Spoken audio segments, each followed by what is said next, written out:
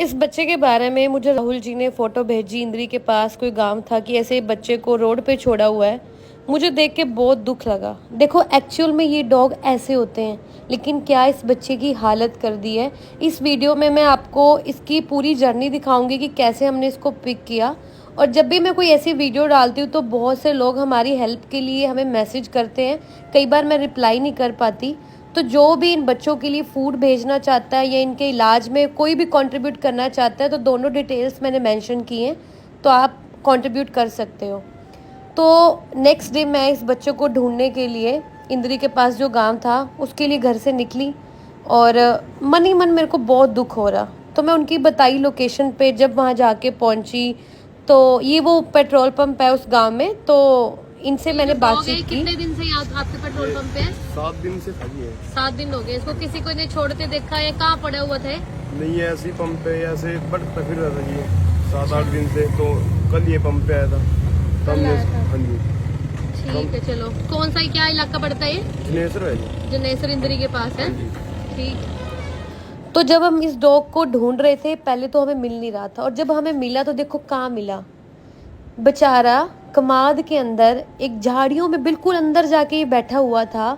इसको आवाज़ लगाई, ये बच्चा बाहर आया और पता नहीं ये कितने दिन से भूखा था। बाहर आते ही इसने इतनी स्पीड से बहुत सारा इसने खाना खाया। मतलब इसकी हालत देख रहे हो। मैं सच बताऊं, मेरे घर में ना जगह नहीं है इस टाइम पे। मेरे घर में 40+ डॉग हो चुके हैं। मैं इतनी मुश्किल से मैनेज कर रही हूँ। मैं इस बच्चे को वहाँ जस्ट दवाई देने के लिए गई थी क्योंकि मैं इसे घर नहीं ला सकती थी। लेकिन जब मैंने इसकी ये हालत देखी मेरे से रुका ही नहीं गया। मैंने ये सोचा कि मैं इसको अगर यहाँ दवाई दे के छोड़ गई तो ये सरवाइव कैसे करेगा। तो खाना खाने के बाद ये दोबारा अंदर चला गया। मैं इसको पकड़ने के लिए दोबारा अंदर गई। एक्चुअली जब मैं कोई डॉग रेस्क्यू करने जाती हूँ ना, अगर वो मेरे को दिख जाता है तो मैं उसको अपनी नज़रों से दूर नहीं जाने देती जब तक मैं उसको पकड़ ना लूँ, रेस्क्यू ना कर लूँ। क्योंकि मुझे ये होता है कि अगर ये मेरी नज़रों से दूर हो गया तो दोबारा मेरे को कभी भी नहीं मिलेगा। तो इस बच्चे को पट्टा वगैरह डाला मैंने, तो बाहर निकालने की कोशिश की बट ये आ नहीं रहा था। और मुझे ये फील हो रहा कि जिस जगह पे ये बच्चा था उसके आसपास इतनी दुकानें हैं, घर भी हैं, बहुत बड़े बड़े घर हैं, लेकिन कोई इस बच्चे को थोड़ी सी जगह नहीं दे सकता था घर के अंदर, या कोई इसका इलाज नहीं करवा सकता था। मैं ना बहुत बार लोगों को बोलती हूँ, मैं क्या सम टाइम क्या होता है कोई इलाज नहीं करवा सकता तो मैं करवा दूंगी, लेकिन मेरे को थोड़ी सी जगह दे दो बच्चों को रखने के लिए। लोग ऐसे हैं, ना तो वो इलाज करवाते हैं, ना वो फोस्टर करते हैं, ना वो गाड़ी में बिठा के डॉक्टर के पास लेके जा सकते हैं, वो कुछ भी नहीं करते। और जब मैंने इसकी हालत देखी ना यार, मैं इसको छोड़ नहीं पाई वहाँ पे, क्योंकि मेरे को इसको देख के ना जैम्बो की याद आ गई। जब जैम्बो अपने आखिरी वक्त में था ना, उसको किडनीज की प्रॉब्लम हो गई थी, तब उसकी सेहत ऐसी थी, वो दुबला पतला हो गया था, फिर भी इस बच्चे से मोटा था। लेकिन इसकी सिचुएशन देख के मेरे को इतना फील हुआ कि कितना बुरा हाल कर दिया इस बच्चे का। ये एक्चुअल में खुद तो आया नहीं होगा चल के यहाँ पे।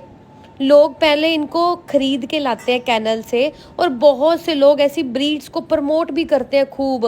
देखो कितने फ्लफी डॉग हैं, सुंदर डॉग हैं। तो देख लो कि ऐसे डॉग्स का क्या हाल किया जा रहा है।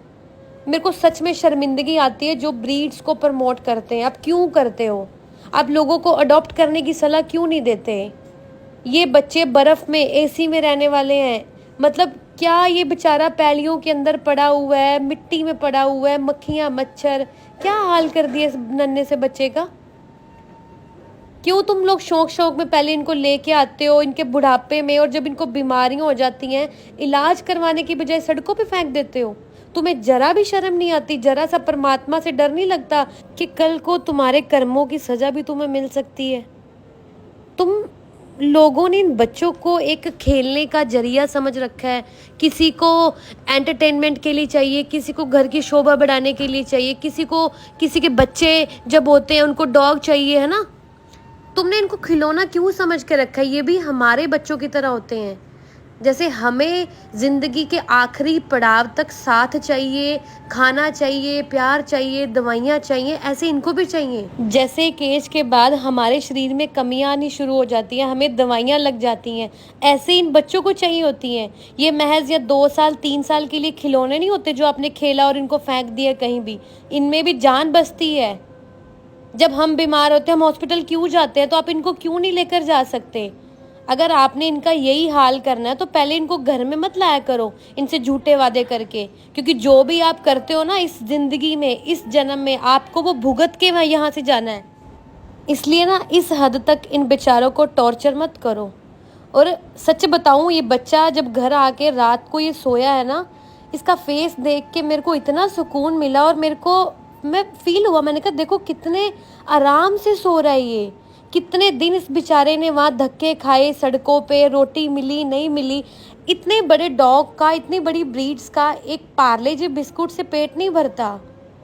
तो सच में यार मत इनको प्रमोट करो, मत ये कैनल से डॉग खरीदने जाओ, क्योंकि तुमने ना डॉग खरीद खरीद के इनकी ज़िंदगी को बदतर बना के रख दिया है। कभी कैनल्स पे जाके दूसरे डॉग चेक करना, जो इनकी माएँ होती हैं वो कहाँ हैं?